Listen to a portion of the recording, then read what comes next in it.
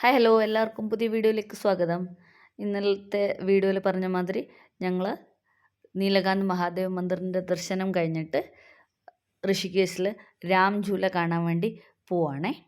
ഇപ്പോൾ ഏതാണ്ട് രാം ഝൂലയിൽ എത്താറായി.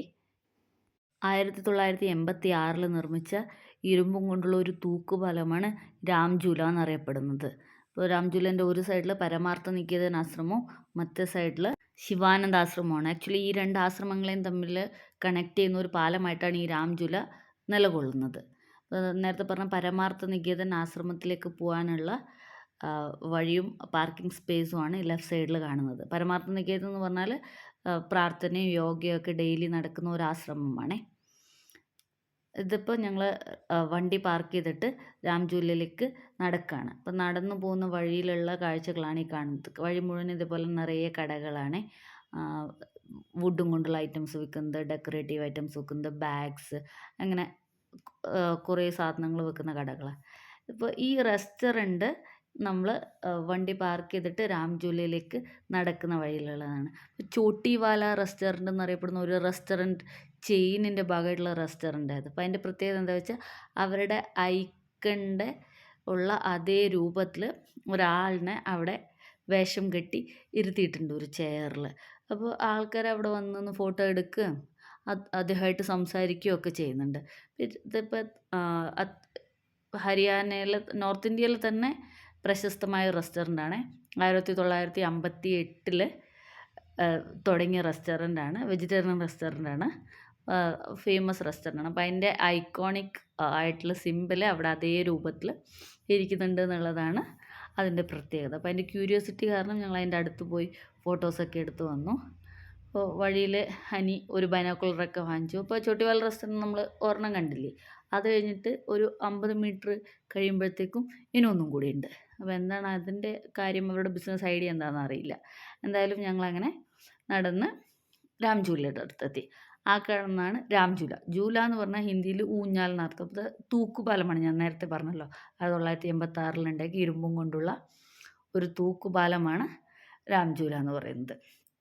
അപ്പോൾ അവിടെ ബൈക്സിന്, അതായത് 2 വീലേഴ്സിനും പിന്നെ കാൽനട യാത്രക്കാർക്കും മാത്രമേ പാലത്തിൽ കൂടെ പെർമിഷനുള്ളൂ. അപ്പോൾ ഗംഗാനദീൻ്റെ കുറുകെ, ഗംഗാനദിയിൽ നിന്ന് 2 കിലോമീറ്റർ പൊക്കത്തിൽ 750 ഫീറ്റ് നീളത്തിൽ, അതായത് 230 മീറ്റർ നീളത്തിലുണ്ടാക്കിയ ഒരു തൂക്കുപാലമാണ് രാം ഝൂല എന്ന് പറയുന്നത്. ഇപ്പോൾ വാഹനങ്ങൾക്ക് പ്രവേശനമില്ലാത്തത് കൊണ്ട് തന്നെ മോട്ടോർ സൈക്കിൾ അലോഡ് ആണെന്നാണ് പറയുന്നത്. പക്ഷേ കൂടുതലും ആൾക്കാർ നടന്ന് പോവുകയാണ് ചെയ്യുന്നത്. അപ്പോൾ ഞങ്ങൾ പാലത്തിലേക്ക് കയറി.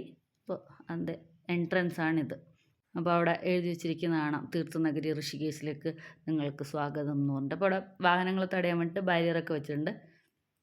നമ്മൾ പാലത്തിൻ്റെ മുകളിൽ നിന്നിട്ട് ഗംഗയുടെ ഭംഗി ആസ്വദിക്കാം. അപ്പോൾ ആൾക്കാരൊക്കെ അവിടെ പോവും ഫോട്ടോ എടുക്കുകയൊക്കെ ചെയ്യുന്നുണ്ട്.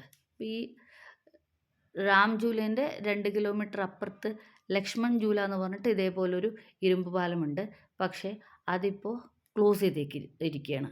അതിലേക്കുള്ള സന്ദർശനവും അതിൽ കൂടെയുള്ള കാൽനട യാത്രയൊക്കെ കംപ്ലീറ്റ് ആയിട്ട് നിരോധിച്ചിട്ടാണുള്ളത്. അതും ഇതേപോലെ ഇരുമ്പും കൊണ്ടുള്ള ഒരു തൂക്കുപാലമാണ് ലക്ഷ്മൺ ഝൂല. 2020 മുതൽ ലക്ഷ്മൺ ഝൂലയിലേക്കുള്ള പ്രവേശനം ഔദ്യോഗികമായി നിരോധിച്ചിരിക്കുകയാണ്. നടക്കുമ്പോൾ ഒരു കുലുക്കുണ്ട് അല്ലേ?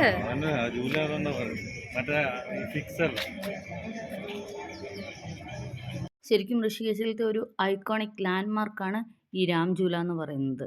ഞങ്ങൾ അവിടുന്ന് പാലത്തിൻ്റെ മുകളിൽ നിന്ന് കുറച്ച് ഫോട്ടോസൊക്കെ എടുത്ത് താഴേക്ക് ഇറങ്ങി വരുമ്പോൾ തന്നെ മുമ്പിലായിട്ട് ഒരാശ്രമം കാണാം.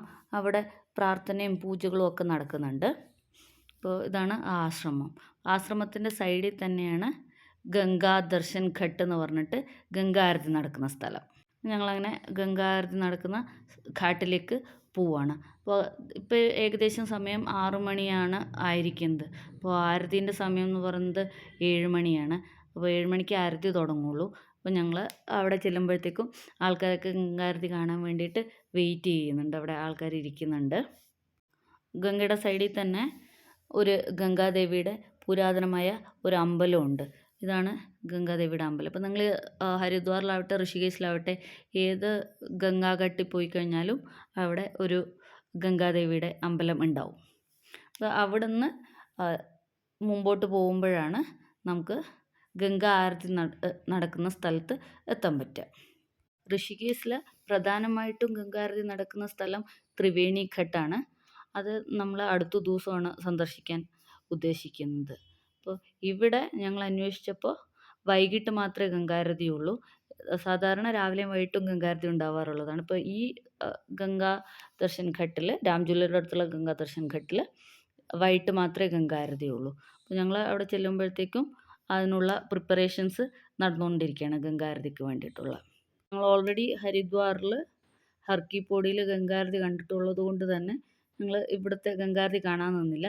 ഇപ്പോൾ തൊട്ടടുത്തുനിന്ന് പ്രിപ്പറേഷൻസൊക്കെ കാണാൻ സാധിക്കുന്നതുകൊണ്ട് ഞങ്ങൾ കുറച്ച് സമയം അതിന് വേണ്ടിയിട്ടുള്ള ഒരുക്കങ്ങളൊക്കെ നോക്കി നിന്നു. ഇത് ഞങ്ങൾ ഹർക്കി പോഡിയിൽ കണ്ടിട്ടുണ്ടായിരുന്നില്ല. ഹർക്കി പോഡിയിൽ ആക്ച്വലി ഗംഗാരതി തുടങ്ങാറായപ്പോഴാണ് ഞങ്ങൾ എത്തിയത്. അപ്പോൾ ഇവിടെ ഗംഗാരതിക്ക് വേണ്ടിയുള്ള പൂക്കളും ചന്ദനത്തിരിയും വിളക്കും ഒക്കെ വിൽക്കുന്നുണ്ട് ആൾക്കാർ. ഇവിടെ പൂജാരിമാർ ഓൾറെഡി ഗംഗാരതിക്ക് വേണ്ടിയുള്ള ഒരുക്കങ്ങളൊക്കെ ആരംഭിച്ചിട്ടുണ്ട്.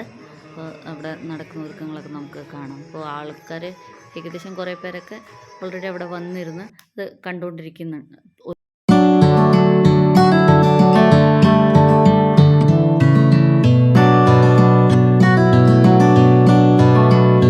ഗംഗാ ദർശൻ ഘട്ടിൽ തിരിച്ച് വരുമ്പോൾ ഇടത് ഭാഗത്തായിട്ട് നമുക്ക് ഒരു പുരാതനമായ രാമേശ്വർ മന്ദിർ കാണാം.